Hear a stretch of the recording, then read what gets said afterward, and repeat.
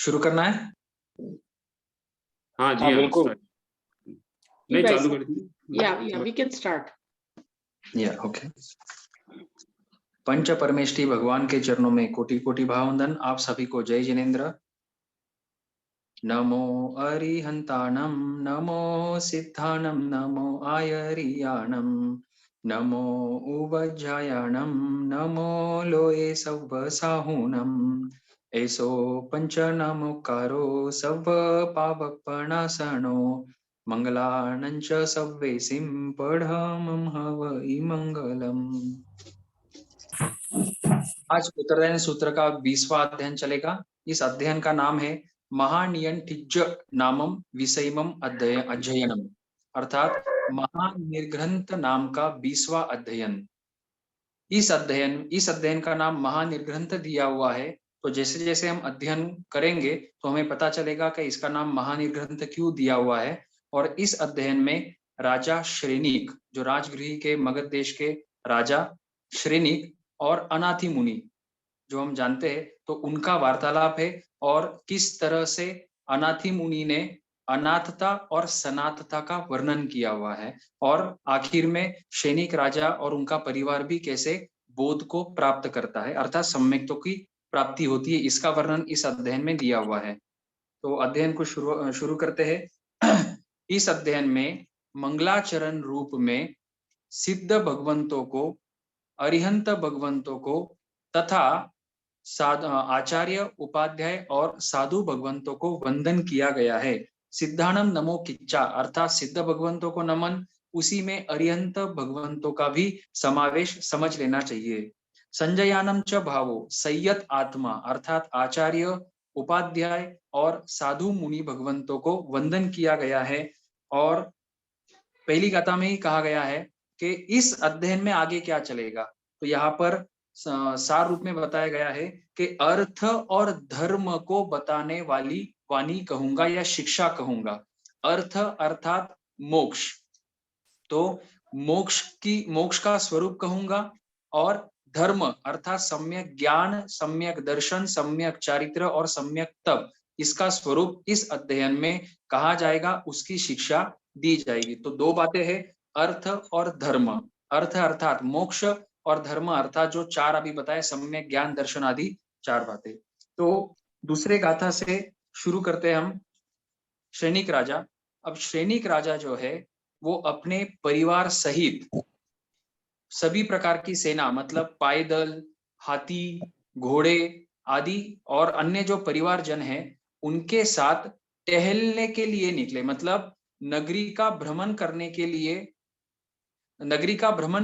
लिए वे निकलते हैं। और भ्रमण करते करते वे मंडित कुक्षी नाम के उद्यान में पहुंचते हैं। उस उद्यान का वर्णन करते हुए तीसरी गाथा में कहा गया है कि वह उद्यान अत्यंत रमणीय और मनोज्ञ है, अर्थात फल है, फूल है और विविध प्रकार के वृक्ष और लताओं से, और उन्हीं वृक्ष के ऊपर पक्षी और उनके काकरव, मतलब उनकी कोयल या मधुर आवाज जो है, उससे वो उद्यान गुंजायमान है। तो इस तरह से उद्यान के गुण यहाँ पर कहे गए हैं कि कितना सुंदर और मनोरम्य वह उद्यान है।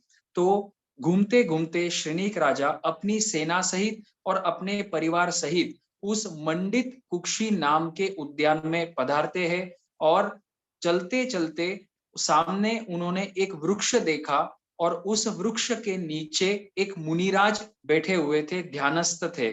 तो उनको देखते ही सैनिक राजा उनके नजदीक पहुंचे, ना अति दूर और ना अति नजदीक। तो इस तरह से खड़े हो, मतलब घोड़े पे थे, वो घोड़े पे सवार थे।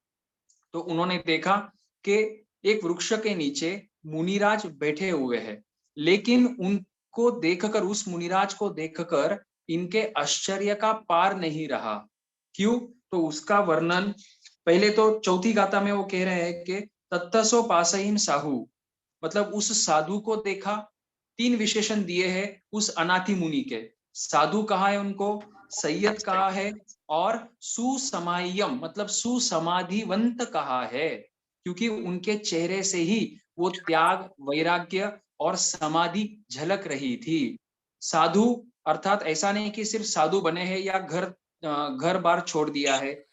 फिर सैयद, तो अन्य भी सैयद होते हैं। सिर्फ द्रव्य से साधुपना नहीं पाल रहे हैं, बल्कि उनके जीवन में और उनके जो आत्मा का तेज है वो शरीर पर झलक रहा है। उनके जीवन में, उनके आंखों में और उनके चेहरे पर वो समाधि झलक रही है। तो इस तरह से अनाथि मुनि के विशेषण दिए हुए हैं। और सुकुमालम सुओयम, अर्थात वे सुकुमाल है, अर्थात वे इस वय में है अभी कि वे सुख भोगने योग्य है।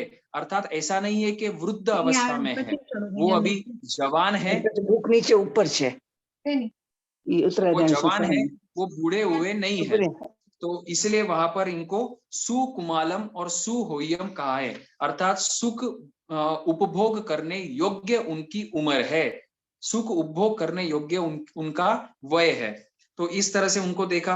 अब देखकर ही राजा को आश्चर्य हुआ, और राजा के मुंह से या मन में हुआ कि छठी गाथा में बता रहे हैं, अहो वन्नो अहो रूवम अहो अज्जस सोमया अहो खंती अहो मुत्ति अहो भोगे असंगया। अर्थात कितना श्रेष्ठ इनका वर्ण है, कितना श्रेष्ठ इनका रूप है। अहो अज्जस सोमया मतलब कितनी सौम्यता है, और खंती मुत्ति और भोगों से असंग है। मतलब उन्होंने जो त्याग किया हुआ है उन मुनिराज ने, वो त्याग उनके जीवन में और शरीर पर, चेहरे के ऊपर स्पष्ट रूप से झलक रहा है। इससे ये सिद्ध होता है कि हमारे जीवन में भी अगर उचित और जैसा भगवान ने बताया है उस तरह का समझ पूर्वक त्याग हो, तो हमारे जीवन में तुरंत उस धर्म का, उस त्याग का फल मिलता है। और वो फल क्या है? समाधि। वो फल क्या है? खंती मतलब क्षमा। साधु भगवंत के क्षमा आदि 10 यति धर्म मतलब साधु के धर्म बताए हुए हैं। उन गुणों की प्राप्ति त्यागी महात्माओं को तुरंत प्राप्त होती है। और वही नियम श्रावकों के लिए भी लागू होता है कि श्रावक और श्राविकाएं भी जितना ज्यादा समझ पूर्वक त्याग करेंगे, उतना ज्यादा उनके जीवन में समाधि प्राप्त होती है। सभी लोग अपना वॉइस म्यूट कर लेवे। तो इससे स्पष्ट हो रहा, देखो भगवान ने यहाँ पर त्याग का महत्व बताया है। कहीं ऐसा ना हो कि हमारा जीवन भोगों में आगे चल रहा है। वैसे आगे बताएंगे कि अनाथि मुनि कौन थे, लेकिन यहाँ पर त्याग करने से वो श्रेणिक राजा जैसा राजा भी, जिनके कहते हैं कि 56 डूंगरी सोना आदि उनके महल वगैरह है, राज्य है, आज्ञा है, इतना होने के बावजूद भी वो श्रेणिक राजा भी अचंभित हो गए, आश्चर्य में पड़ गए कि ये कैसा रूप है, कैसा वर्ण है। वर्ण अर्थात उनका कलर, मतलब वे उनका वर्ण कैसा है, और रूप अर्थात उनका आकार। तो शरीर से भी स्वस्थ है और युवान वय है, और साथ ही साथ धर्म का फल चेहरे के ऊपर, शरीर के ऊपर भी झलक रहा है। तो हमारे इस आगमों में लेश्या के 2 प्रकार बताए हैं, 2 विभाग होते हैं, द्रव्य लेश्या, भाव लेश्या। लेश्या का अर्थ होता है कषाय अनुरंजित आत्मा, या फिर योगों से युक्त आत्मा। कषाय और योग दोनों समझना है। तो जितने ज्यादा वे कषाय मंद होंगे और योग जितने नियंत्रित होंगे, उतनी लेश्याओं का स्तर शुभ से शुभतर और शुभतम होते जाता है। वे भाव लेश्या हो गई, मतलब आत्मा के परिणाम। और उन्हीं भाव लेश्याओं का असर द्रव्य लेश्या, अर्थात कहते हैं कि ओरा, व्यक्ति का एक ओरा होता है, उसका वातावरण होता है कि उस व्यक्ति के पास जाने पर हमारे भी भाव उस तरह के होते हैं, तो वो कहलाता है द्रव्य लेशा। तो यहाँ पे समझ में आ रहा है कि त्याग करने से समाधि बढ़ती है, ना कि भोग और परिग्रह बढ़ाने से। ठीक है, अब आगे राजा वहां पर खड़े थे, वे नीचे उतरे, हाथी या घोड़े से वे नीचे उतरे। उन्होंने उस मुनि राज के वंदना की, आदक्षिणा प्रदक्षिणा करी, अर्थात वे भी अब धर्म को जानते थे। तो चेलना रानी है उनकी, और वो तो जैन धर्म की अनुयायी है। सैनिक राजा खास कर अन्य धर्म के अनुयायी थे। लेकिन चेलना थोड़ा बहुत उनको समझाती थी। तो धर्म का स्वरूप और किस तरह से विनय करना, विनय तो सभी धर्म में बताया हुआ है। तो विनय के लिए, विनय का प्रदर्शन करने के लिए उन्होंने वंदना करी और आदक्षिणा प्रदक्षिणा से उनका विनय किया। और विनय कर कर उनको पूछा कि हे आर्य, हे मुनिराज, आप इस तरुण अवस्था में भोगों को छोड़कर, रिद्धि भोगों आदि को छोड़कर इस तरुण अवस्था में क्यों दीक्षित हुए हो? मतलब श्रेणिक राजा के मन में ये विचार आया कि ये स्वस्थ दिख रहे हैं और तरुण अवस्था में है, फिर भी इन्होंने सब कुछ त्याग क्यों कर दिया है? मतलब श्रेणिक राजा के अभी जब वो प्रसंग था, तब उनके मन में ऐसा था कि त्याग करना है बात ठीक है, लेकिन उसका एक टाइम होगा। तो वो टाइम कब होगा? सभी प्रकार के भोगों को भोगने के बाद, जब मृत्यु के पहले कुछ समय होगा, तो उस समय त्याग करना है तो त्याग किया जा सकता है। तो पिछले भी हमने भृगुपुत्र आदि के अध्ययन में देखा था कि भुक्त भोगी होकर आप दीक्षा लो। माता पिता देवभद्र और यशोभद्र को समझाते हैं कि भले ही आपको दीक्षा लेना है तो कब लेना? भुक्त भोगी, मतलब भोगों को भोग कर आप दीक्षा लेना। तो वही विचारधारा सैनिक राजा की यहाँ पर सामने आ रही है। अब मुनि ने उत्तर दिया, राजा ये अनाथी मुनि ने क्या उत्तर दिया कि हे राजन, मैं अनाथ हूँ। उत्तर क्या मिला? ये अनाथी मुनि उत्तर दे रहे हैं कि हे राजन, हे श्रेणिक राजा, मैं अनाथ हूँ। तो क्यों अनाथ हूँ? क्योंकि मेरे पर अनुकंपा करने वाला और कोई मित्र नहीं मिला, इसलिए मैं दीक्षित हुआ हूँ। मतलब दीक्षा लेने का कारण अनाथी मुनि ने, वो मुनि ने क्या दिया कि मैं अनाथ हूँ। अब श्रेणिक राजा और आश्चर्य में पड़ गए और वो पहले तो हंस पड़े।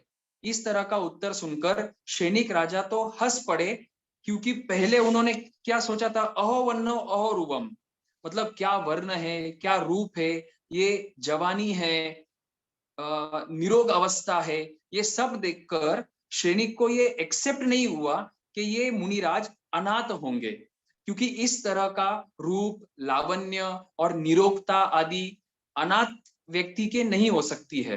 तो इसलिए वे पहले तो हंस पड़े और बाद में उन्होंने कहा कि हे मुनिराज, आपकी इस स्थिति को देखकर मैं ये मान नहीं सकता हूं कि आप अनाथ होंगे। ठीक है, अब अगली गाथा में बताते हैं। ठीक है, कोई बात नहीं, अगर आप अपने आप को अनाथ भी कह रहे हो, कहते हो, तो मैं आपका नाथ बनने के लिए तैयार हूं। तो सैनिक राजा ने यहाँ पर प्रस्ताव रखा कि हे मुनिराज, आप अपने आप को अनाथ कह रहे हो, मैं मानता तो नहीं हूं, लेकिन मान लो कि आप अनाथ हो, तो मैं आपका नाथ बनने के लिए तैयार हूं। अब मुनिराज है, मुनिराज ने तो स्पष्ट उत्तर दे दिया था कि मैं अनाथ था या अनाथ हूं, इसलिए मैं दीक्षित हुआ हूं। इसका, और मुनिराज है, उनके तो असत्य का 3 करण 3 योग से त्याग होता है। इसका मतलब वे झूठ नहीं बोले हैं। तो अनाथ कैसे है वो अभी आगे समझाएंगे। तो एक स्तवन की कड़िया गिनाना चाहता हूं। नहीं, पहले एक गाथा का अर्थ ले लेंगे। तो सैनिक राजा ने कहा कि हे मुनिराज, मैं आपका नाथ बनना चाहता हूँ। अनाथी मुनि ने, वे जो मुनिराज थे, उन्होंने तुरंत उत्तर दिया कि हे सैनिक राजा, हे मगध अधिपति, आप स्वयं अनाथ हो। जब आप स्वयं अनाथ हो, तो आप मेरे और दूसरों के नाथ कैसे बन पाओगे? इतना सटीक उत्तर दिया उन्होंने कि सैनिक राजा, अब वो राजा है, वो 56 डूंगरी आदि सोना है, रिद्धि है, रिद्धिशाली राजा है, उनको स्पष्ट उत्तर दे दिया कि हे राजन, आप अनाथ हो, तो आप खुद अनाथ होते हुए आप दूसरों के नाथ कैसे बन पाओगे? तो स्तवन की कड़िया है। ओ मगध देश के राजा, क्या मौत भी तेरे हाथ है, मेरी क्या करेगा पालना, मेरी क्या करेगा पालना, तू खुद ही है राजन, अनाथ है, तू खुद ही है राजन अनाथ है। अब ऐसा नहीं था कि अनाथी मुनि जानते नहीं थे कि शैनिक राजा कौन है।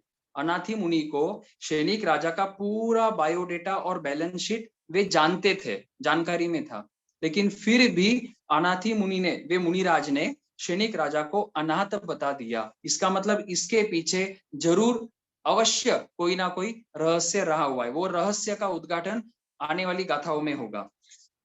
अब शैनिक राजा ने, गाथा में आया हुआ है कि अश्रुत पूर्व अस्वीय पुव्वम, अर्थात अश्रुत पुव्वम, पहले कभी नहीं सुने हुए ये शब्द और ये वाक्य सुने। इसका मतलब शैनिक राजा को उसके जीवन में किसी ने अनाथ नहीं कहा था। अश्रुत पूर्व, पहले नहीं सुना था। अभी किसने कहा है? वे मुनिराज ने शैनिक राजा को अनाथ कह दिया है। इसलिए यहाँ पर कहा है कि इस तरह की अश्रुत पूर्व बात सुनकर वो और ज्यादा आश्चर्य और संभ्रांत हो गए। पहले तो मुनिराज को देखा, उनकी सौम्यता, उसको देखकर आश्चर्यचकित हुए, उनके वर्ण रूप को देखकर आश्चर्यचकित हुए, और बाद में दूसरी बार जब उन्होंने कहा कि मैं अनाथ हूं, तब वो हंसे और वापिस आश्चर्यचकित हुए। और अब तीसरी बार वे जब मुनिराज कह रहे कि हे शैनिक राजा, आप स्वयं ही अनाथ हो, तो ये वापिस और ज्यादा संभ्रांत और आश्चर्यचकित हो रहे हैं। अब शैनिक राजा ने मुनिराज को कहा कि हे मुनिराज, मैं अनाथ कैसे हो सकता हूं? मेरे पास तो हाथी है, घोड़े है, रानियां है, महल है, और प्रचुर मात्रा में धन आदि है। राज्य भी मेरा बहुत विशाल है और मेरी आज्ञा चलती है, मेरा प्रभुत्व है। इसका मतलब अब सैनिक राजा ने क्या गिनाया वहां पर? अपना बैलेंस शीट, कि मेरे पास भौतिक पदार्थ कौन कौन से है। इसका मतलब ये होता है कि सैनिक राजा उस पॉइंट तक अपने आप को अनाथ क्यों नहीं मान रहे थे या सनात मान रहे थे? क्यों मान रहे थे? क्योंकि उनकी मान्यता ये थी कि भौतिक और पौद्गलिक पदार्थों से व्यक्ति की सनातता होती है, या फिर किसी व्यक्ति के पास अगर ये पदार्थ ना हो तो वो अनाथ होता है। तो इस तरह की मान्यता वाले अभी तक वे सैनिक राजा रहे हुए हैं। अब आगे,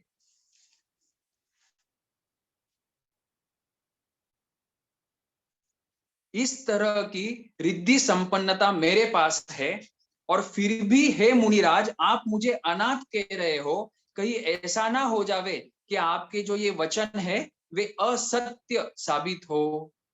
क्योंकि सैनिक राजा जानते थे कि एक मुनि है, तो मुनि असत्य वचन का प्रयोग नहीं करते, चाहे कोई भी धर्म के मुनि हो। एक बेसिक नियम होते हैं, तो उन नियमों में एक है कि झूठ नहीं बोलना। तो सैनिक राजा ने कहा कि कहीं ऐसा ना हो कि आपके ये सारे वचन असत्य साबित हो जावे। तो सैनिक, फिर इसी को गाथा में स्तवन के एक कड़वा है, आपको बताता हूं कि माना कि तेरे हाथी है घोड़े। ये कौन कह रहा है? मुनिराज सैनिक राजा को कह रहे हैं। माना कि तेरे हाथी है घोड़े, रंभासी है पटरानिया, लक्ष्मी का लाल है, राज्य विशाल है, मस्ती में बीते जवानिया। एक सुनाऊं तुझे मैं बात है, तू सुनना इसे जरा ध्यान से, मेरी क्या करेगा पालना, तू खुद ही है राजन अनाथ है। तो यहाँ पर मुनिराज कह रहे हैं कि माना के तेरे पास सब रिद्धि संपदा है, भोग के साधन है, तेरा राज्य भी है, लेकिन मैं तुझे अनाथ क्यों कह रहा हूं, अब तू इसे ध्यान से सुनना। तो मुनिराज ने आगे कहा कि मैंने आपको किस एंगल से, किस अपेक्षा से अनाथ कहा है। ये सनातता और अनाथता की व्याख्या आप जानते नहीं हो, तो मैं आपको कहूंगा आप उसे ध्यान से सुनो। तो अब जो वे मुनिराज है वे अपनी कहानी बता रहे हैं। क्योंकि पहले तो देखो सैनिक राजा ने क्या कहा कि मेरे पास इतना सब कुछ है, तो मुनिराज को उन्होंने आह्वान किया था कि आप पधारो, मेरे राज्य में रहो, मेरे महलों में रहो, और वहां पर सभी प्रकार की सामग्रियों को आप भोगो, स्त्रियों को भोगो, परिजन के साथ रहो, और विविध प्रकार के आहारों का सेवन करो।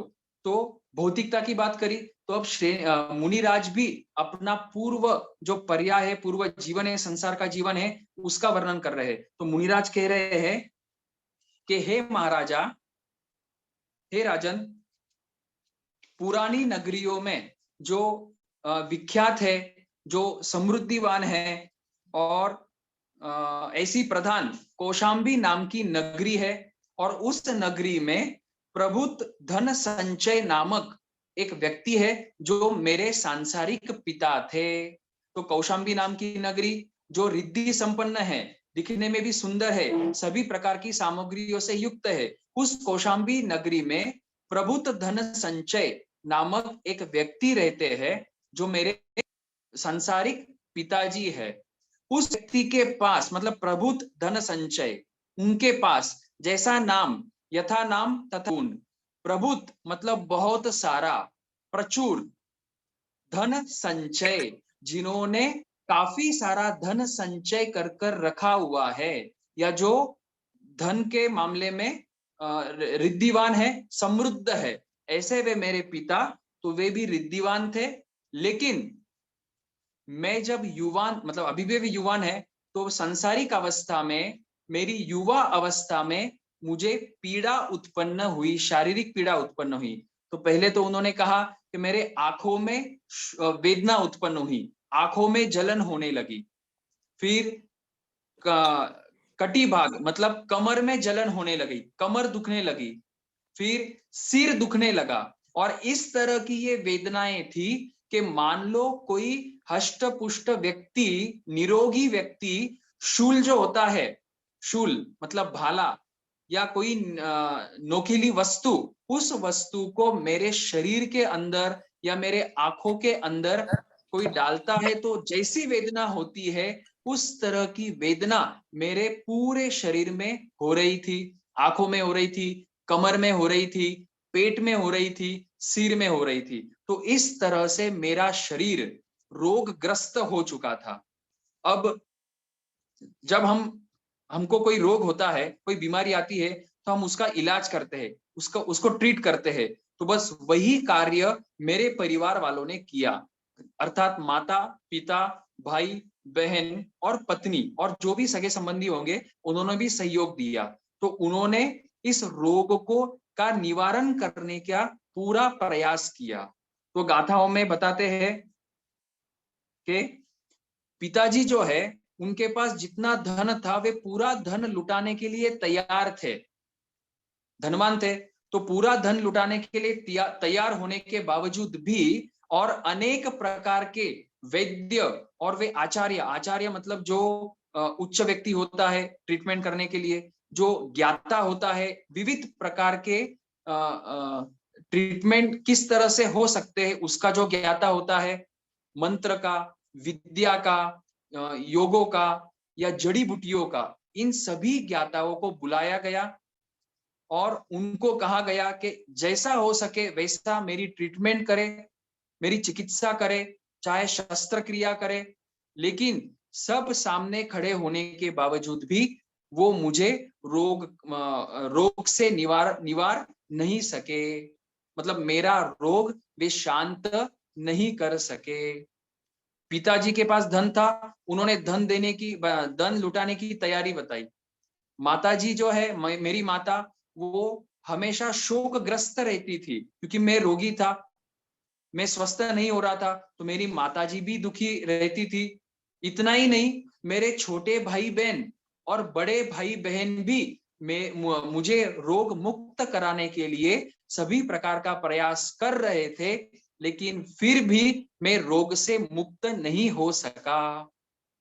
इतना ही नहीं, आगे वे बता रहे मुनिराज कि मेरी पत्नी वो अनुरक्त, मुझ पर अनुरक्त रखने वाली, मेरी अनुज्ञा मतलब मेरी आज्ञा का पालन करने वाली ऐसी वो मेरी पत्नी हमेशा मेरे पास बैठी रहती थी, जाने अनजाने में वो जो सांसारिक क्रिया है, जैसे स्नान करना, श्रृंगार करना, विविध प्रकार के आभूषण और वस्त्र पहनना, इतना ही नहीं, विशिष्ट प्रकार के आहार करना, वो सब कुछ उसने छोड़ दिया था।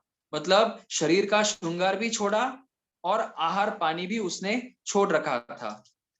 इतना ही नहीं, वो मेरे पास बैठे बैठे इतना रोती थी कि मान लो मेरी छाती उसके आंसुओं से भर जाती थी। इसका मतलब अनाथी मुनि, वे जो मुनिराज है, वो श्रेनिक राजा को कहने का प्रयास कर रहे कि हे श्रेनिक राजा, मैं रोगग्रस्त होने के बाद पूरा परिवार मुझे रोग से मुक्त कराने का प्रयास कर रहा था, लेकिन वे मुझे रोग से मुक्त नहीं करा पाए। तो मेरे मन में विचार आया कि ये जो रोग है वो मेरे ही किए हुए कर्मों का उदय है, और इस तरह के दुख मेरे जीव ने अनादि काल से चारों गतियों में भ्रमण करते हुए अनेक प्रकार के दुख भोगे हैं। ठीक है, अब उनका सम्यक चिंतन चल रहा है जब वे संसार अवस्था में थे, और यही चिंतन उनके आगे दीक्षा लेने का कारण बनता है। तो अनाथी मुनि ने समझ लिया कि मेरे जो दुख है वो मेरे ही किए हुए कर्मों के कारण है, और कोई भी सगे संबंधी मेरी सहायता नहीं कर पा रहे हैं। तो उन्होंने विचार किया कि जैसे ही यह दुख शांत होगा, उपशांत होगा, मैं रोग से मुक्त हो जाऊंगा, वैसे ही मैं दीक्षा ग्रहण कर लूंगा। अर्थात यहाँ पर शब्द आए हैं खंतो दंतो निरारंभो अव्वयीये अणगार्यम। मतलब गाथा नंबर 32, तो उसमें दिया हुआ है कि जैसे ही ये विपुल वेदना शांत हो जाएगी, वैसे ही मैं संयम जीवन ग्रहण कर लूंगा।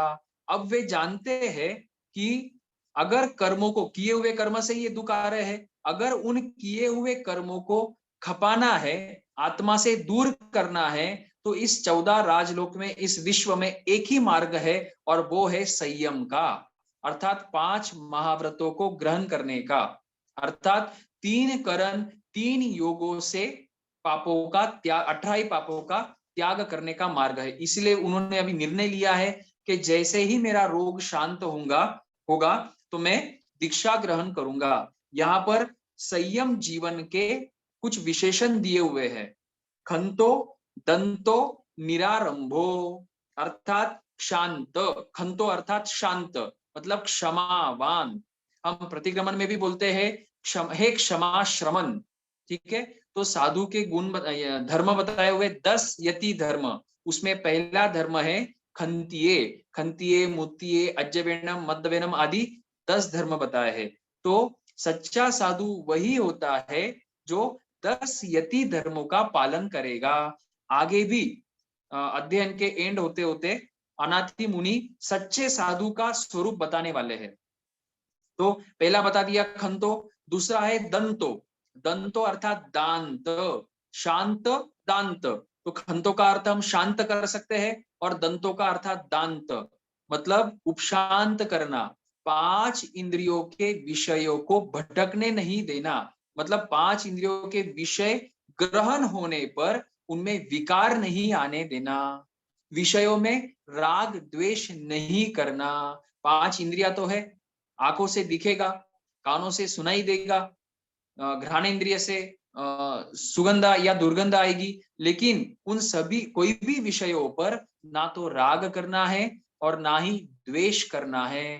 पहला तो हो सके तो विषयों से भी दूर रहना है, और जो विषय फिर पड़े, इंद्रियों से संपर्क होवे, तो उन पर राग और द्वेष नहीं करना है। ये साधु का यहाँ पर दूसरा विशेषण दिया हुआ है, दंतो। और तीसरा है निरारंभो, मतलब आरंभ से रहित। आरंभ, सरंभ, समारंभ और आरंभ, अर्थात हिंसा से जुड़ी हुई बात है।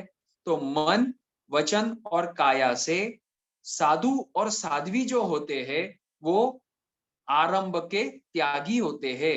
मतलब ना वे करते हैं ना दूसरों से करवाते हैं, और अगर कोई कर रहा है तो उसकी अनुमोदना भी नहीं करते हैं।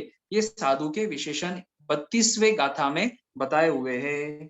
तो आगे बताया कि पव्वये अंगारियम, तो इस तरह से मैं अंगार वृत्ति को या प्रव्रज्या धारण करूंगा। अब इस संकल्प करने मात्र से, वे रात में उनको नींद आई, तो जैसे जैसे रात बीतती गई, ये दीक्षा ग्रहण करने के संकल्प मात्र से उनके जो रोग थे वे शांत होते गए। मतलब इतनी ताकत धर्म में होती है।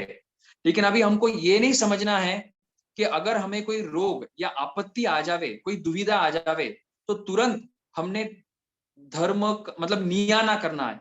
अनाथि मुनि ने जो किया वो नियाना नहीं था। वे समझ रहे थे कि दुखों से दूर होने का मार्ग अगर कोई है तो वो दीक्षा है, वो संयम है। मतलब अनादि काल से चारों गतियों में मेरे जीव ने जो दुख सहन किए हैं, उनका निपटारा करने के लिए, निवारा करने के लिए अगर कोई मार्ग है तो वो संयम मार्ग है। तो ये उन्होंने यहाँ पर संकल्प लिया था कि जैसे ही मैं रोग मुक्त हो जाऊंगा, मैं संयम ग्रहण करूंगा। तो हमको भी ये समझना चाहिए कि हमारे जीवन में जो कुछ भी दुख या अशांति उत्पन्न होती है, वो हमारे पूर्व भव में किए हुए कर्म है। नहीं दे दोष किसी को यदि विपदा भी आए, किए जो कर्म मैंने उदय वो आ जाए। खेल कर्मों का समझे, खेल कर्मों का समझे, अभी बचना है बाकी, गुरु ने राह दिखाई, अभी चलना है बाकी। तो हमारे जीवन में भी हमको यहाँ से प्रेरणा लेना है कि चाहे कोई भी संकट आवे, हमको शांत रहना है। कुछ दुविधाएं ऐसी हो सकती है हमारे जीवन में कि हम सहन नहीं कर सकते, लेकिन वो एक 5% 10% के रेंज में होना चाहिए। अभी अगर हम श्रावक व्रतों के धारी है, श्रावक व्रतों को धारण कर लिया है, तो 40%, 60%, 80% तक के दुखों को सहन करने की ताकत हम में अभी आ जानी चाहिए। और 4 गतियों में जो कार्य नहीं, 3 गतियों में जो कार्य नहीं किया, वो कार्य हम इस कर्म भूमि के क्षेत्र में आर्य कुल में जन्म कर मनुष्य भव जो हमने प्राप्त किया है, इस भव में हम 100 साल की उम्र में भी कर सकते हैं। जो कार्य महाविद्य क्षेत्र में या चौथे आर्य में 1 करोड़ पूर्व में किया जा सकता है, वही लगभग वही कार्य इस पंचम आर्य में अभी 80 और 100 साल की उम्र में भी किया जा सकता है। इसलिए गुरु भगवंत फरमाते हैं कि ये पंचम आर्य में धर्म करना अर्थात कुंडे में रत्न के समान है। कुंडा मतलब छोटा सा मटका जैसा होता है, पॉट होता है, उसमें से हमको रत्न निकालना है, तो बहुत आसान है। अन्यथा समुद्र जो है, समुद्र से रत्न निकालना कठिन है। और कुंभ से मतलब कुंडे से रत्न निकालना आसान होता है। तो ये 5वां आरा जो है, हमको जिन शासन प्राप्त हुआ है, आगम प्राप्त हुए हैं, जिनवाणी है हमारे पास, हम उसका सम्यक प्रकार से आचरण करेंगे तो निश्चित रूप से उसका फल मिलेगा। अब याद मुझे आ रहा है कि पिछले हफ्ते, आज तारीख है 30 जनवरी 2022, लगभग 1 हफ्ते पहले ज्ञान गच्छ के संत, चाहे वो संत कोई भी संप्रदाय का हो, हमें फर्क नहीं पड़ता, लेकिन एक संत जिनका नाम पूज्य विकास मुनि जी महाराज साहब, उनको वेदना शुरू हुई, डॉक्टर को बताया, तो डॉक्टर ने कहा कि इनको ब्रेन कैंसर है। जितना सुना और पढ़ा बताता हूँ कि इनको ब्रेन कैंसर है और ये 3rd स्टेज पर है। इलाज कितना हो पाएगा कह नहीं सकते। जैसे ही डॉक्टर ने ये कहा, मुनिराज ने तपस्या शुरू कर दी। अब ऐसा नहीं कि वे मुनिराज की उम्र 70, 80 या 90 थी, उनकी उम्र मात्र लगभग 44 वर्ष, 44 इयर्स थी। दीक्षा पर रहे उनकी 21 साल। तो मुझे लगता है कि 21 वर्षों में जो उन्होंने संयम का पालन किया, और अगर अच्छा पालन किया, लगभग अच्छा पालन किया, इसलिए उनको भावना हुई कि अब मुझे इलाज नहीं करना है, मरना तो है ही, लेकिन इस मनुष्य भव को सफल कर कर मरना है। तो उन्होंने तपस्या शुरू की, लगभग 30-31 उपवास उनके हुए और फिर वे शांत हुए, संतारा सहित वे शांत हुए। तो मुझे लगता है उम्र चाहे 44 हो, 30 हो या 70 हो, इस तरह से मृत्यु का स्वागत करना ये हमने अनंत काल भूतकाल में नहीं किया हुआ है। दो प्रकार के मरण है, बाल मरण और पंडित मरण। तो हमने जितने भी अभी लगभग मरे हैं वो बाल मरण से मृत्यु को प्राप्त किया है। बाल मरण मतलब अज्ञानता से मृत्यु को प्राप्त हुए हैं। अब ये जो मरण, ये जो भव है, मनुष्य का भव, मरना तो ही एक दिन, लेकिन मनुष्य भव को सफल कर कर अगर मरना है तो जीवन में भी धर्म होना चाहिए, और जिसके जीवन में धर्म होगा लगभग मृत्यु के समय भी उनके धर्ममय मृत्यु होगी, अर्थात पंडित मरण हो सकता है। तो ज्यादा से ज्यादा प्रयास करें कि हम हमारा जीवन धर्ममय बनावे। अब आगे तो उन्होंने संकल्प कर लिया है कि मुझे दीक्षा लेना है, संयम ग्रहण करूंगा। इस संकल्प करने मात्र से जैसे जैसी रात्रि बीतती गई वैसे वैसे उनकी वेदना शांत होती गई, शांत होती गई। सुबह सुबह होते होते उनकी सारी वेदना खत्म हो गई। अब जो संकल्प किया था, ऐसा नहीं कि भाई संकल्प बस किया था, रोग चला गया, बस अभी वापिस संसार में मौज मस्ती करने लगे। वे जानते थे कि संसार का एक भी व्यक्ति मुझे दुखों से दूर करने में सक्षम नहीं बना। चाहे वो डिजीज हो, कोई अन्य प्रकार का रोग हो, चाहे वो आर्थिक परिस्थिति हो या कोई भी दुविधा हो, अन्य जो व्यक्ति है वो मुझे शरण रूप नहीं हुए। तो इसलिए हम 12 भावनाओं में कहते हैं कि अनाथी मुनि ने कौन सी भावना भाई? अशरण भावना। क्योंकि वे जब रोगग्रस्त थे तो कोई भी उनको शरण नहीं दे पाया। इसलिए हम जब मंगलिक बोलते हैं, मांगलिक, तो उसमें हम बोलते हैं चत्तारी शरणम पवज्जामि, अर्थात इस पूरे लोक में सिर्फ 4 शरण है जो हमको दुखों से बचा सकते हैं। अरियंते शरणम पवज्जामि, सिद्धे शरणम पवज्जामि, साहू शरणम पवज्जामि और केवली पनत्तम धम्मम शरणम पवज्जामि। अन्यथा कोई भी स्वजन, परिजन और धन दौलत हमको बचाने वाली, हमको शरण देने वाली नहीं है। अब जैसा संकल्प था वैसा कार्य उन्होंने किया। तो गाथा में आता है कि उन्होंने अपने माता पिता से और ज्ञाति जनों से अनुज्ञा लेकर वे संयम मार्ग पर अग्रसर हुए।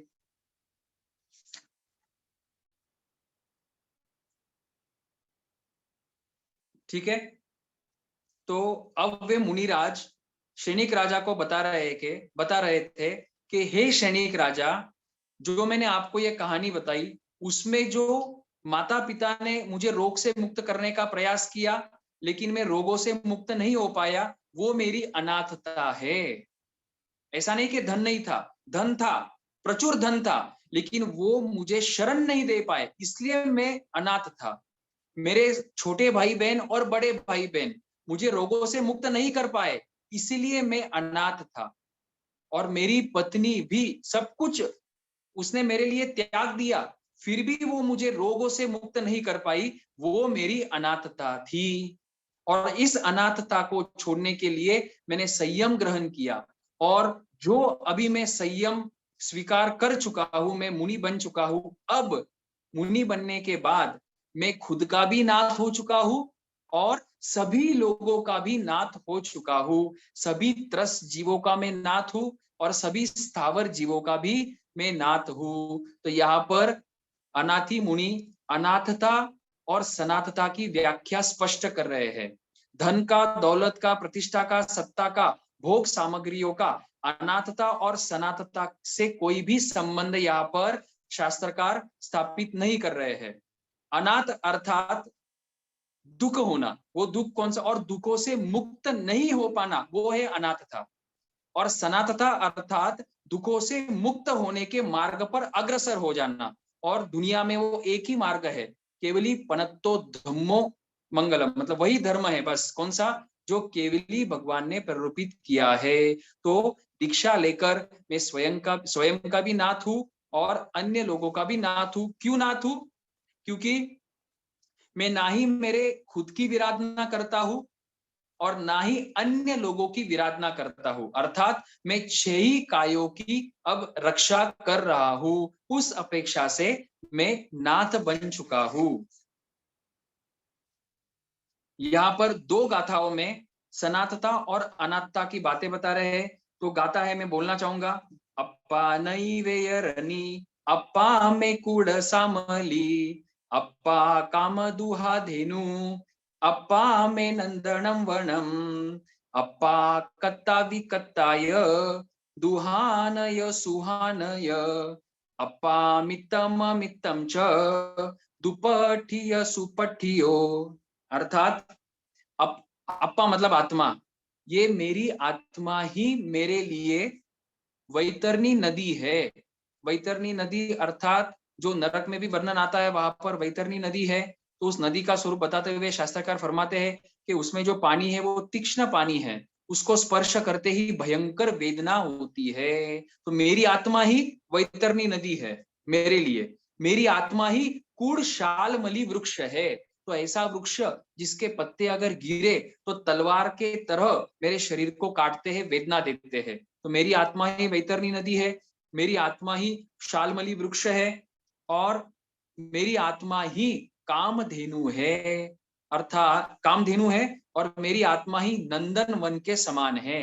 मतलब दुख देने वाली भी मेरी ही आत्मा है और मुझे सुख देने वाली भी मेरी ही आत्मा है। कैसे? क्यों? क्योंकि अप्पा कत्ता विकत्ताय, आत्मा ही करता है, आत्मा ही भोगता है। जो भी अच्छे कार्य करता है तो वो उसको अच्छा फल मिलेगा, दुहानय सुहानय। जो भी बुरे कार्य करेगा उसको बुरा फल मिलेगा। तो करने वाला कौन है? आत्मा। फल किसको मिलता है? आत्मा को, उसी आत्मा को मिलता है। तो जो व्यक्ति जैसा कर्म करेगा वैसा ही उसको फल मिलेगा। आगे बताते हैं, आत्मा ही मित्र है, आत्मा ही अमित्र है, मतलब शत्रु है। तो मेरा शत्रु कौन है? मेरी खुद की आत्मा। वो कैसे? दुपट्टियो, मतलब खराब मार्ग पर अगर मैं प्रतिष्ठित हुआ हूं, काम भोगों के मार्गों पर, 5 इंद्रियों के विषय, उनके विकारों पर, 18 पापस्थान में, तो मेरी आत्मा ही मेरे लिए शत्रु बनेगी और मेरी आत्मा ही मित्र है। वो मित्र कैसे है? सुपठियो, अर्थात सुप्रतिष्ठित मार्ग। और वो सुप्रतिष्ठित मार्ग भगवान ने 2 बताए हैं, एक अनगार धर्म और एक अगार धर्म। ठीक है? अनगार अर्थात साधुपना और अगार अर्थात श्रावकपना। तो यहाँ पर आत्मा को ही कर्ता और आत्मा को ही भोक्ता माना गया है। जो सत्कार्य करेगी वो सुखी बनेगा और जो दुष्कार्य करेगा वो दुखी बनेगा। तो इस तरह से पहले अनात्ता और सनात्ता की बात बता दी एक प्रकार से। अब वे मुनिराज कह रहे हैं कि हे सैनिक राजा, तुम ध्यान से सुनो, मैं अभी तुमको दूसरे प्रकार से अनाथता कैसे होती है वो समझाता हूं। ठीक है? तो पहली प्रकार तो बता दिया, अब दूसरे प्रकार से बता रहे हैं। गाथा नंबर 38 से लेकर गाथा नंबर 50 तक। इन 13 गाथाओं में वे अनाथी मुनि सैनिक राजा को वर्णन करते हुए बताते हैं कि दीक्षा लेने के बाद भी, मतलब मुनि बनने के बाद, साधु बनने के बाद, साधु बनने के बाद भी किस तरह से वो साधु, सो कॉल्ड साधु या द्रव्य साधु, अपनी आत्मा का नुकसान कर लेता है। और जो आदमी अपनी आत्मा का नुकसान करता है वो वापिस क्या होता है? वो अनाथ होता है। तो ये दूसरे प्रकार की अनाथता शनिक ये अनाथी मुनि वर्णन कर रहे हैं। तो उसमें कुछ पॉइंट ऐसे है कि निर्ग्रंथ धर्म, निर्ग्रंथ धर्म अंगीकार करने के बाद भी जो शिथिल हो जाते हैं वो कायर होते हैं। मतलब दीक्षा लेने के बाद, 5 महाव्रत की प्रतिज्ञा लेने के बाद, 6 काय की रक्षा करने के वचन देने के बाद, ये प्रतिज्ञा लेने के बाद भी जो शिथिल होते हैं, शिथिल अर्थात ढीले हो जाते हैं, ढीले किस में होंगे? 5 महाव्रतों के पालन करने में जो ढीले हो जाते हैं, भगवान उनको मूल पाठ में है उत्तरायण सूत्र के, उनको कायर बताते हैं। ठीक है, वो शूरवीर नहीं है, वो कायर है।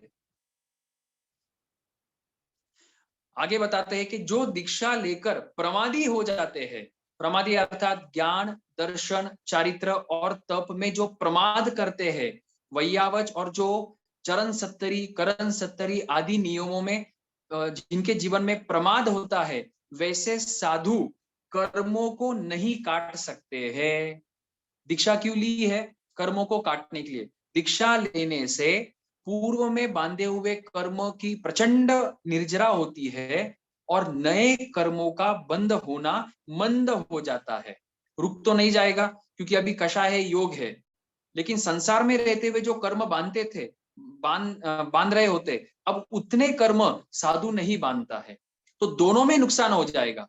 अगर वो प्रमादी हो जावे या शिथिल हो जावे तो नए कर्मों का भी विपुल बंद करेगा और पुराने कर्म भी नहीं काट पाएगा।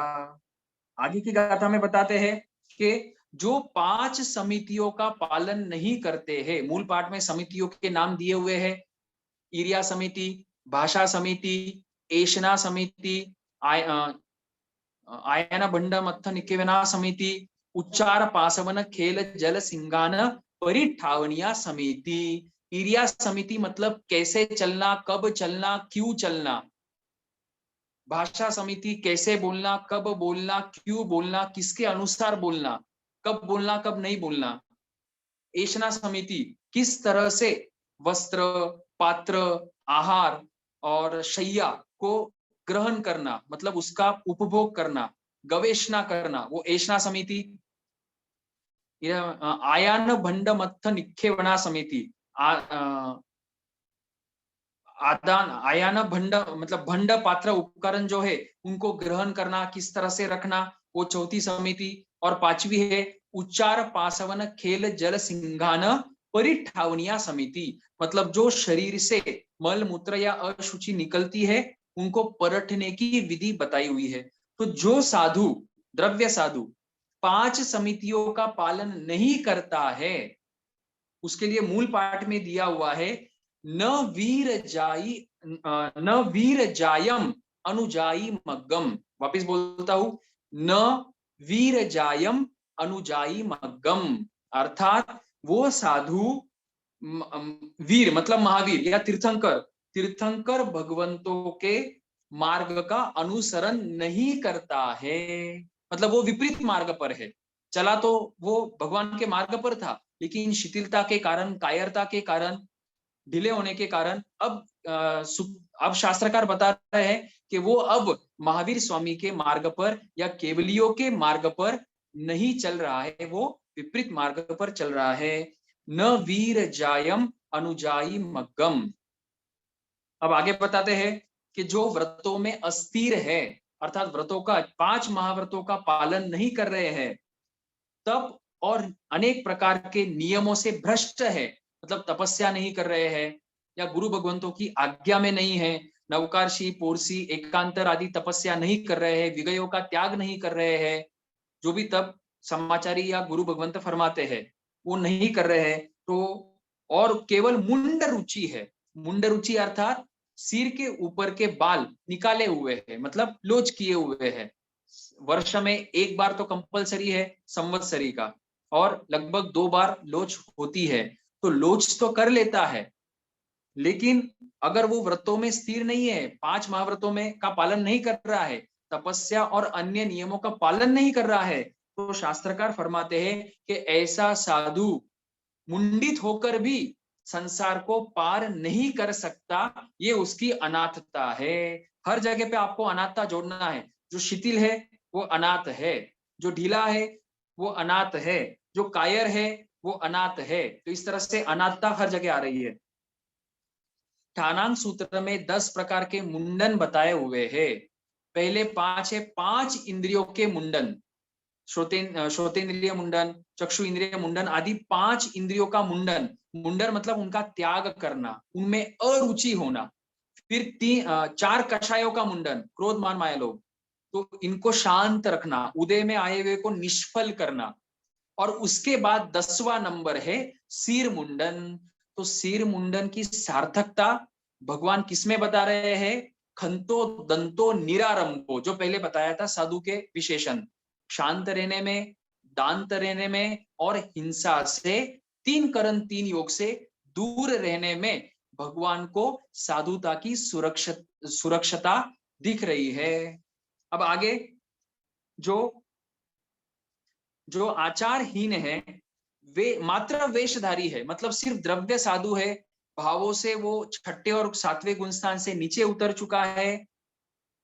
शास्त्रकारों के दृष्टि में ऐसे साधु का जो साधुपना है वो मूल्यहीन है, मतलब उस साधुता का मूल्य भगवान यहाँ पर शून्य आंक रहे हैं या माइनस में आंक रहे, क्योंकि आगे भगवान बताते हैं कि इस तरह का कुशील मुनि जो मात्र वेशधारी है और उसी वेश के कारण उसको आजीविका प्राप्त हो रही, मतलब आहार पानी प्राप्त हो रहा है, सिर्फ वो द्रव्य साधु है, लेकिन ऐसा साधु मृत्यु के समय पर अशरण को प्राप्त होता है, उसको शरण देने वाला कोई नहीं होता है। और इतना ही नहीं, वो आने वाले भवों में दुर्गतियों को प्राप्त होता है। भगवती सूत्र में भी वर्णन है, प्रश्न व्याकरण में भी वर्णन है, अन्य आगमों में भी वर्णन है। यह हमारा उत्तरायण सूत्र 20वां अध्ययन चल रहा है, पहले भी हमने देखा है और अभी 20वां अध्ययन। तो इसमें शास्त्रकार स्पष्ट फरमा रहे हैं कि साधुता किसमें है?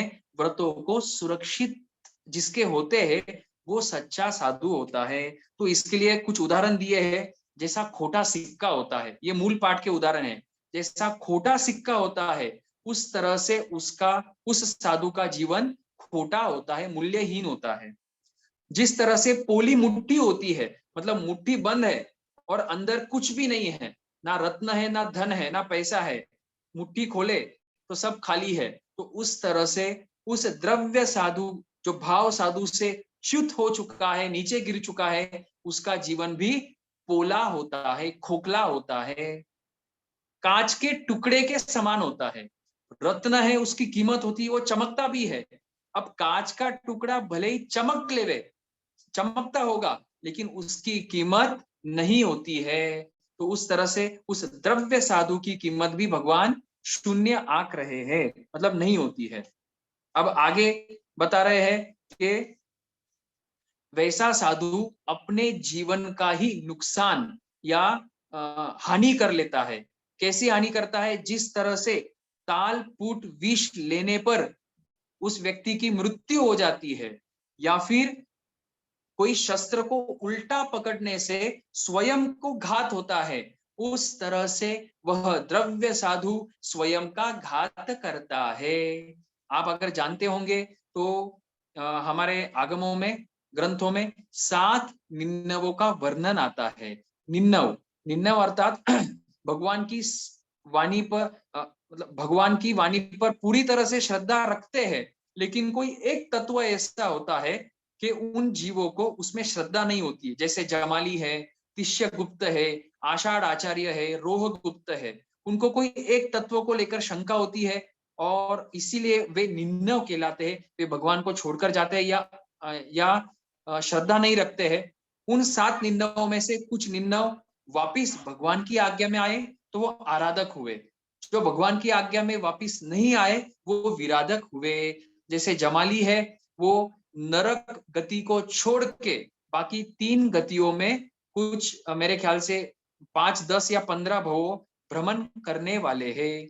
लेकिन अगर वो भगवान की आज्ञा मान लेते तो वे 15 भवों के अंदर सुखे सुखे मनुष्य और वैमानिक के भव करते करते वे मोक्ष चले जाते। तो यहाँ पर वो स्वयं का घात करता है। आगे बता रहे हैं कि जो लक्षण शास्त्र बताते हैं, मतलब शरीर में कोई लक्षण दिखते हैं तो लक्षण शास्त्र होता है, स्वप्न शास्त्र होता है, निमित्त शास्त्र होता है। तो ये जो भी एस्ट्रोलॉजी, पाल्मिस्ट्री, न्यूमेरोलॉजी संबंधी कोई भी ज्ञान अगर हो भी जावे, लेकिन अगर उस ज्ञान का संसार के लिए इस्तेमाल करते हैं, मतलब चतुर्विध संघ की रक्षा के व्यतिरिक्त, वो भी अपवाद मार्ग में, तो इसके व्यतिरिक्त अगर संसारी प्राणियों को आगे संसार में आगे बढ़ाने के लिए उपयोग करते हैं तो उस साधु वो उसका जीवन साधुपने से रहित होता है, वो भी आगे नरक आदि दुर्गतियों को प्राप्त करता है। और आखिरी बार बताते हैं कि अनऐषणीय आहार ग्रहण करने वाला भी द्रव्य साधु कहलाता है, भाव साधु नहीं कहलाता है। हम प्रतिक्रमण में 5 पदों की भाव वंदना में पांचवा पद पांचवा पद तीसरे पद में तो नहीं, पांचवें पद में हम बोलते हैं कि तेड़िया आवे नहीं, नोतिया जिमे नहीं, फिर 42 दोष टालकर आहार पानी लेवे, 47 दोष टालकर भोगे, तो वही साधु कहलाते हैं। दशवैकालिक सूत्र का पहला अध्ययन, दशवैकालिक सूत्र का तीसरा अध्ययन, फिर पांचवा अध्ययन, इन सभी अध्ययनों में साधु के गोचरी संबंधी वर्णन आया हुआ है। तो गोचरी में भी कोई दोष नहीं लगावे। अगर इन सभी दोषों कोई भी दोष का वो सेवन करता है तो वे मुनि फरमा रहे हैं, हे राजन वो अनाथता है। तो पहली अनाथता रोग आदि की बताई और दूसरी अनाथता धर्म के मार्ग पर प्रतिष्ठित होने के बाद भी अगर ग्रहण किए हुए नियमों को प्रामाणिकता से सिद्ध और आत्मा की साक्षी से पालन नहीं करता है तो वो भी भगवान शास्त्रकार क्या फरमा रहे, वो भी एक प्रकार की अनाथता है। अब आगे फिर सनाथ कैसे हो सकते हैं, तो यहां पर बता रहे हैं कि जो व्यक्ति ग्रहण किए हुए व्रतों को 5 महाव्रत का अच्छी तरह से व्यवस्थित रूप से पालन करेगा, 10 यति धर्म, 5 समिति, 3 गुप्ती, जो भी साधु भगवंतों के नियम हैं वो अगर पालन करता है और पालन करते समय अगर कोई दोष लग भी जावे तो वो तुरंत पडिक्कमामी, निंदामी, गरहामी और प्रायश्चित लेकर शुद्ध होता है, तो वो साधु आराधक कहलाता है।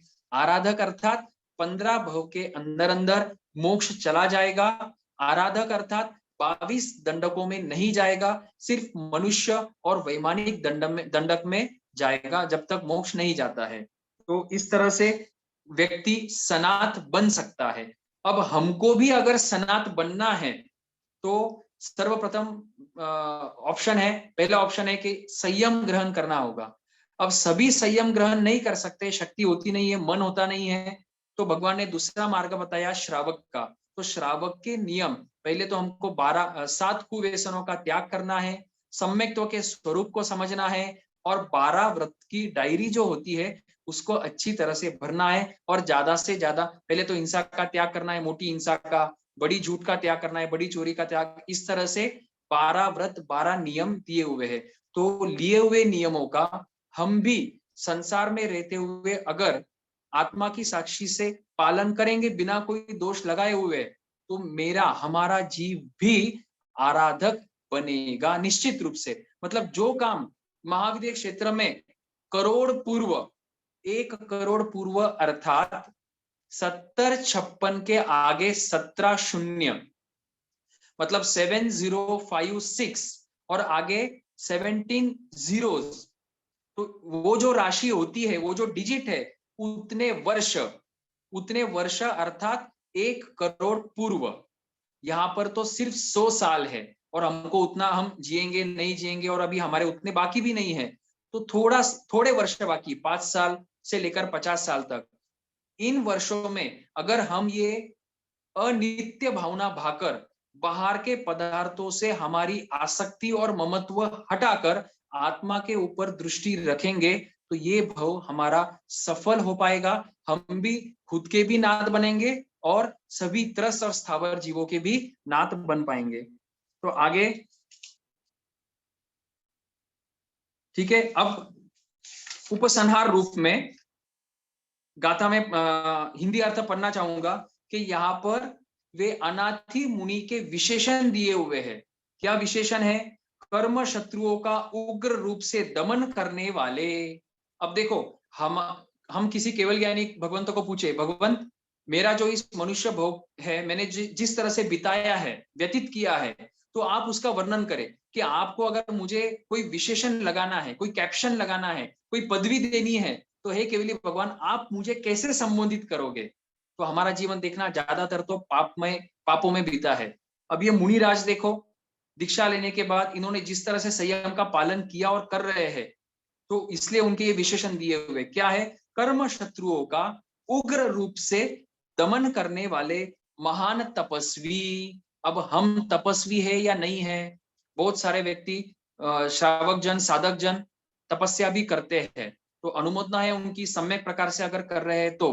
लेकिन कम से कम हमारा रात्रि भोजन का त्याग होना चाहिए, कंदमूल आदि का त्याग होना चाहिए, ऐसे आइटम्स का त्याग होना चाहिए जिसमें पंचेंद्रिय जीवों की हिंसा या अन्य त्रस और स्थावर जीवों की प्रचुर हिंसा जिसमें होती हो और वे पदार्थ बने हुए हो, तो उन पदार्थों का भी हमें त्याग करना चाहिए। तो तपस्या में आगे बढ़े, पोरसी करे, जो भोजन गर्म कर कर खाया जाता है उसको गर्म ना करे, ठंडा ही खा लेवे। ठीक है, तो इस तरह से त्याग और तपस्या में हम आगे बढ़े। फिर महाप्रतिज्ञा मतलब दृढ़ प्रतिज्ञा वाले श्रावक के ये सम्यक के जो 67 बोल है उसमें प्रभावना 8, प्रभावना 8 में प्रभाव शासन की प्रभावना कैसे होगी, हिंसा कर कर और आरंभ करके शासन की प्रभावना नहीं हो पाएगी, क्योंकि शासन खुद कहता है कि आरंभ को छोड़ो, हिंसा को छोड़ो। तो हिंसा करके शासन की प्रभावना नहीं हो पाएगी, वरन त्याग करके और बड़े बड़े व्रतों को ग्रहण करके शासन की प्रभावना होती है। तो उसमें खुद के आत्मा की भी रक्षा है और सामने वाला व्यक्ति अगर हमारे गुणों को देखे तो सामने वाले व्यक्ति की भी आत्मा की रक्षा हो जाती है। तो दृढ़ प्रतिज्ञा वाले बने।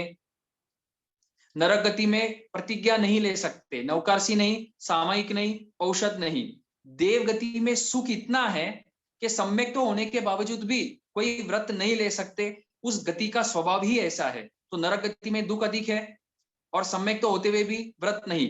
देव गति में सुख प्रचुर है लेकिन सम्यक तो होते हुए भी व्रत नहीं। तिर्यंच गति में थोड़े बहुत सन्नी तिर्यंच पंचेंद्रिय है जो श्रावक व्रत ग्रहण कर सकते हैं, वो भी वे लगभग ऐसे जीव होते हैं जिन्होंने पिछले भवों में कुछ साधना करी होगी, तो उनको जाति स्मरण ज्ञान या अवधि ज्ञान से वो स्मरण में आ जाता है और वो व्रत आदि ग्रहण करते हैं। मनुष्य भव ही ऐसा भव है जिसमें श्रावक बना जा सकता है और साधु भी बन सकते हैं। उसमें भी सभी मनुष्य धर्म का अनुसरण नहीं करते। हमारी अनंत पुण्यवाणी है, हमको ये जिन शासन मिला है, जिन वाणी मिली है, मोक्ष मार्ग सुनने को मिला है, तो हमको भी इसमें अग्रसर होना चाहिए।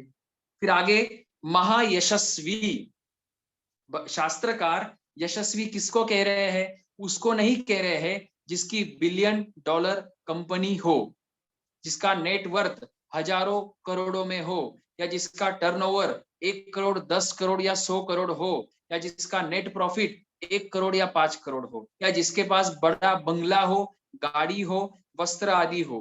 भगवान शास्त्रकार उनको यशस्वी नहीं कह रहे हैं, उन्हीं को यशस्वी कह रहे हैं जिन्होंने इन सामग्रियों को छोड़कर, इच्छा पूर्वक, समझ पूर्वक छोड़कर वे त्याग मार्ग में आगे बढ़ रहे हैं।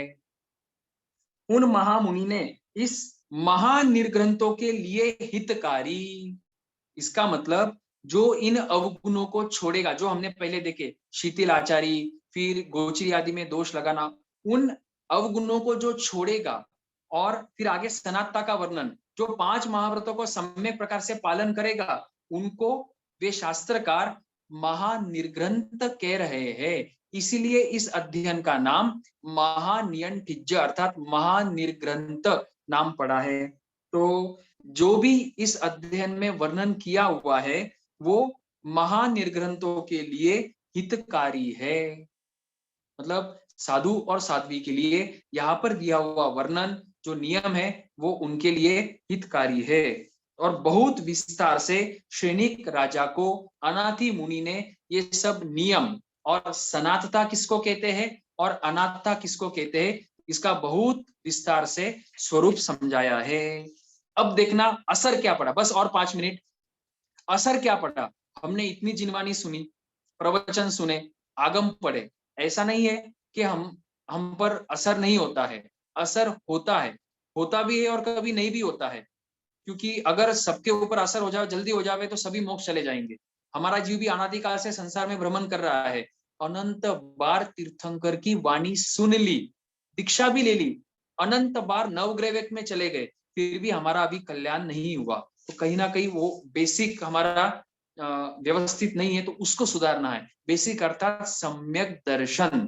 तो यहाँ पर सैनिक राजा को वो सुनकर समझकर जो भी वर्णन अनाथी मुनि ने किया वो ध्यान में रखकर सैनिक राजा को वहां पर सम्यक्त्व की प्राप्ति होती है। अच्छा, अर्थात सही समझ हो जाती है, पहले सही समझ हो जाती। तो जिस समझ से सैनिक महाराजा आए थे, अनाथी मुनि को देखा था, तो पहला थॉट क्या आया कि ये जवान है, सुंदर है, तो दीक्षा नहीं लेनी चाहिए थी, काम भोगों का सेवन करना चाहिए था। और अगर तुम्हारे पास नहीं है, मान लो कि तुम अनाथ हो जो तुम कह रहे हो, तो तुम मेरे पास आ जाओ, मेरे पास सब सामग्रियां है, ये मनुष्य भव दुर्लभ है। सैनिक राजा ने पहले कहा था, उस गाथा का शायद अर्थ रह गया, तो सैनिक राजा ने पहले कहा था ये मनुष्य भव निश्चित रूप से दुर्लभ है, तो इसलिए तुम इन काम भोगों का सेवन करो और इसको सफल करो। अब देखना कि सैनिक राजा क्या कह रहे हैं। अब क्योंकि सैनिक राजा की दृष्टि बदल चुकी है, मिथ्यात्व से वे सम्यक्त्व में प्रवेश कर चुके हैं, तो संसार के प्रति, शरीर और आत्मा के प्रति जो दृष्टिकोण है वो भी बदल चुका है। अब सैनिक राजा कह रहे हैं कि सच्चे नाथ तो आप हो, आप अनाथ नहीं हो, आप सनाथ हो, और सच्चे सनाथ आप हो। क्यों? क्योंकि आपका ये मनुष्य जन्म पाना वास्तव में सफल है। क्यों सफल है? क्योंकि आपने भोगों का त्याग किया, संयम का पालन कर रहे हैं, और ऐसा नहीं कि उसमें दोष लगा रहे हैं, बिल्कुल निरअतिचार रूप से प्रभु की वाणी का अनुसरण कर रहे हैं, और वही झलक मुझे आपके शरीर, चेहरे और आंखों में दिख रही है, आपके जीवन में दिख रही है। इसलिए आपका ये मनुष्य भव प्राप्त होना सफल हो चुका है। पहले बोल रहे थे काम भोगों को भोगो क्योंकि ये मनुष्य भव दुर्लभ है, अब बोल रहे हैं कि धन्य है आपको कि आपने उन काम भोगों को छोड़ा है। तो इस तरह से सिर्फ सैनिक राजा की ही नहीं, मूल पाठ में आता है, सैनिक राजा की ही नहीं बल्कि उनके साथ जो उनका परिवार आया था, तो बहुत सारे व्यक्तियों को वहां पर बोधि प्राप्त हुई, अर्थात सम्यक्त्व की प्राप्ति हुई। एक साधु के प्रवचन से, एक साधु के वचन से इतना लाभ होता है। तो हमारा भी कर्तव्य होना चाहिए कि हम ज्यादा से ज्यादा जिनवाणी का श्रवण करें। ठीक है, अब सैनिक राजा जो है सम्यक्त्व प्राप्त कर चुके हैं। अब उन्होंने अब वो क्षमा याचना कर रहे हैं, क्योंकि जब सैनिक राजा पहले आए थे तो उन्होंने प्रश्न पूछा था कि आप दीक्षित क्यों हुए हो। तो अब सैनिक राजा क्षमा याचना कर रहे हैं कि हे मुनिराज, आपके ध्यान में विघ्न डालकर मैंने जो आपसे प्रश्न पूछा, नहीं पहले तो मैंने जो आपको भोगों के लिए आमंत्रित किया उसके लिए मैं आपसे क्षमा चाहता हूँ, और दूसरी क्षमा इसके लिए कि मैंने आपको मतलब दीक्षा क्यों ली, आपने तो संसार में रहना चाहिए था और भोगों को भोगना चाहिए था, इसके लिए भी मैं आपसे क्षमा चाहता हूँ। तो इस तरह से क्षमा याचना कर कर वे सैनिक राजा सम्यक्त्व की प्राप्ति, घर पे देखना महल है, अंतपुर है मतलब रानियां है, धन दौलत है, आज्ञा है, राज्य भी बहुत बड़ा है, इतना सब कुछ है, लेकिन अब महत्व किसका हुआ यहाँ पर? जो सम्यक्त्व रूपी रत्न को प्राप्त किया उसकी महत्ता हो गई, और इसीलिए उनका नाम भी इस उत्तरायण सूत्र के 20वें अध्ययन में आता है। इस तरह से सम्यक्त्व रूप रत्न को प्राप्त करके सैनिक राजा और उनके साथ जो उनका परिवार आया था वो वापिस जहां से आए थे वहां पर पधार गए, चले गए। और ये जो अनाथी मुनि है उन्होंने संयम का पालन करके कर्मों की निर्जरा कर मूल पाठ में आता है कि विगय मोहो, अर्थात मोह से रहित होकर, मतलब वितराग केवल ज्ञानी होकर सिद्ध बुद्ध और मुक्ति को प्राप्त हुए। इस तरह से इस 20वें महानियंठिज्य नाम के अध्ययन में हमने अनाथता और सनातता का वर्णन देखा, और किस तरह से सैनिक राजा ने सम्यक्त्व को प्राप्त किया और अनाथी मुनि मुक्ति को प्राप्त हुए। शैनिक राजा जो है, क्योंकि उन्होंने पहले आयुष्य बांध लिया था, अब लगभग इस घटना के पहले ही शैनिक राजा ने नरक गति का, पहली नारकी का आयुष्य बांध लिया था। जब उन्होंने, ग्रंथों में आता है कि जब उन्होंने हरिण को मारा, शिकार किया बाण से, तो बाण लगा हरिण को, हरिण गर्भवती थी, तो 2 जीव काल किए, तो उन्होंने गर्व किया, अहंकार किया कि मैं कैसा उत्तम शिकारी हूं, धनुर्धारी हूं, कि मैंने एक बाण से 2 शिकार किए। तो पंचेंद्रिय जीव की हत्या और उसकी अनुमोदना करते करते उन्होंने पहली नारकी का आयुष्य बांधा। पहली नारकी में वो लगभग 84,000 वर्ष बिताने वाले हैं।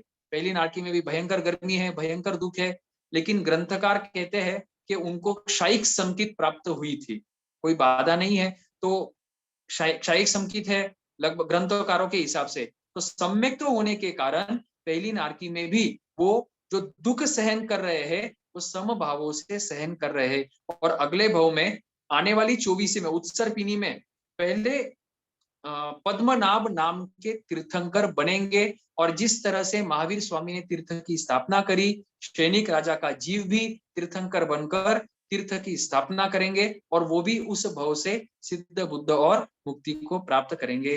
इस तरह से हमारे 20वां अध्ययन पूरा होता है। भगवान की वाणी के विरुद्ध कुछ कहने में आया तो मिच्छामि दुक्कडम। सभी को जय जिनेन्द्र। किसी का कोई क्वेश्चन हो तो?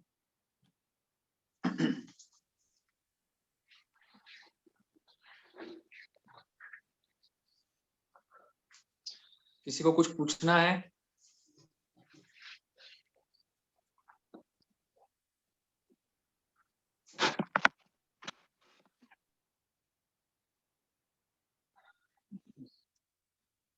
भाई आप थैंक्स कर देंगे जी, मांगलिक करो। थैंक्स कर, आदर्श जी को थैंक्स और फिर मांगलिक कर। ओके। आदर्श जी, जय जिनेन्द्र। आपका खूब खूब आभार। आपने बहुत अच्छी तरह से डिटेल में इस पाठ को समझाया। Thank you very much. Adarsh ji मांगलिक फरमा दें। आप सभी को भी थैंक यू, धन्यवाद है कि आपने मुझे अवसर दिया, और उसी निमित्त से मेरा उत्तरदान सूत्र भी और वापिस एक बार अच्छी तरह से डिटेल में हो जाएगा। वैसे तो गुरु भगवंतों की कृपा रही है, लेकिन आप भी इसमें निमित्त बने हैं। मंगल पाठ गुरु भगवंतों की आज्ञा से, बड़ों की आज्ञा से। चत्तारि मंगलम अरिहंता मंगलम सिद्धा मंगलम साहू मंगलम केवली पनत्तो धम्मो मंगलम। चत्तारि लोकुतमा अरिहंता लोकुतमा सिद्धा लोकुतमा साहू लोकुतमा केवली पनत्तो धम्मो लोकुतमो। चत्तारि शरणं पवज्जामि अरिहंते शरणं पवज्जामि सिद्धे शरणं पवज्जामि साहू शरणं पवज्जामि केवली पनत्तम धम्मम शरणं पवज्जामि। ये 4 शरणा दुर्गति हरना, सुगति करना, और न शरण कोई होए, भव्य प्राणी करे आराधना, अक्षय अमर पद होवे। सभी को जय जिनेन्द्र, खमत खामना। जय जिनेन्द्र। जय जिनेन्द्र।